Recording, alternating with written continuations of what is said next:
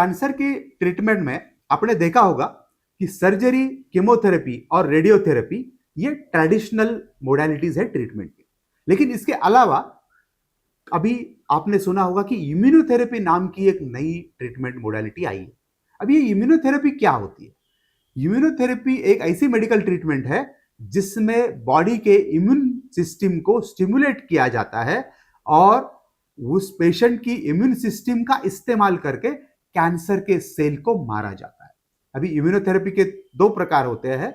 एक एक्शन है कि बॉडी के इम्यून सिस्टम को आप स्टिमुलेट करोगे तो आपकी रोग प्रतिकारक शक्ति बढ़ेगी और आप डिसीज के या कैंसर के सेल को अच्छी तरह से मार सकते हैं।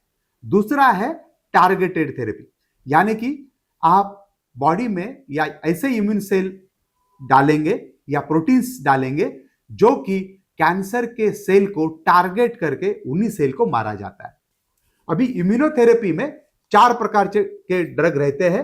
एक है मोनोक्लोनल एंटीबॉडीज। मोनोक्लोनल एंटीबॉडीज ये एंटीबॉडीज रहती है जो कि कैंसर के सेल को चुन चुनकर मारती है, यानी कि सिर्फ कैंसर के सेल को मारा जाता है, इसलिए बॉडी के बाकी सेल पे इसका कोई इफेक्ट नहीं होता, यानी कि साइड इफेक्ट नहीं होते। दूसरा है check point inhibitors. Check point inhibitors मतलब यह कि इम्यून सिस्टम के ब्रेक को रिलीज करती है, यानी कि ब्रेक को रिलीज किया तो आपकी इम्यूनिटी बढ़ जाएगी और फिर कैंसर के सेल को या बाकी किसी बीमारी के साथ बॉडी अच्छी तरह से फाइट कर सकेगी।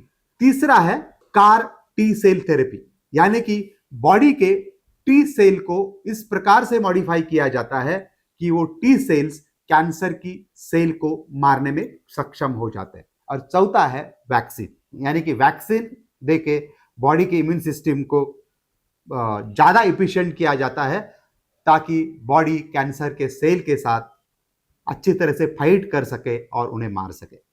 अभी कैंसर के अलावा कुछ बाकी बीमारियां भी है जहां पे इम्यूनोथेरेपी का इस्तेमाल किया जाता है, और वो है auto immune disease like rheumatoid arthritis, जिसमें इम्यूनोथेरेपी का इस्तेमाल होता है।